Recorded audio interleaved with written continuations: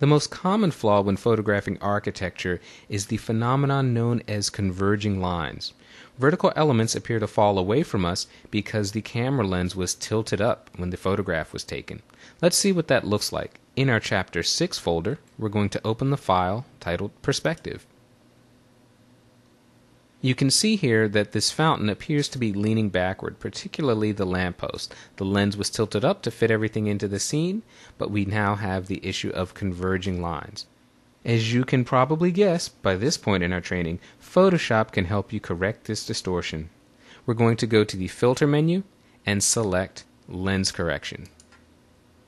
Now in the Auto Correction tab, I want you to change two settings. We're going to turn off the auto scale image setting. We want to keep the same field of view, but under Edge, I would like for you to set it to Edge Extension.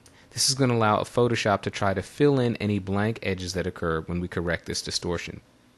Now we're going to select the Custom tab, and down towards the bottom under the Transform options, we are going to take the vertical perspective slider and drag it to the left.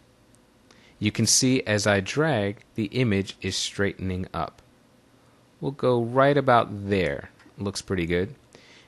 If you look carefully at the image, you'll also notice there's a little bit of a shift from left to right. So we're going to the horizontal perspective slider, and we'll drag that just a couple of points to the right.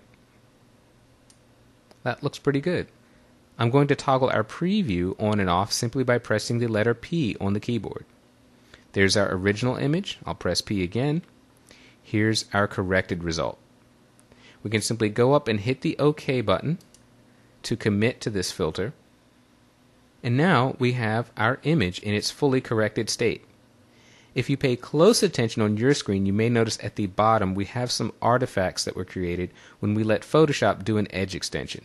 There are many ways to fix this. I've already shown you some of the tools you could use, like Clone Stamp, Healing Brush, and even Vanishing Point.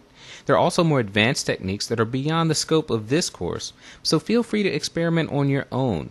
What I'm going to do is simply crop the image. We'll select the Crop tool in the Tool panel. The shortcut is the letter C, and simply start from the top, and we'll go right about to here. Looks pretty good. And now we have a fully corrected image.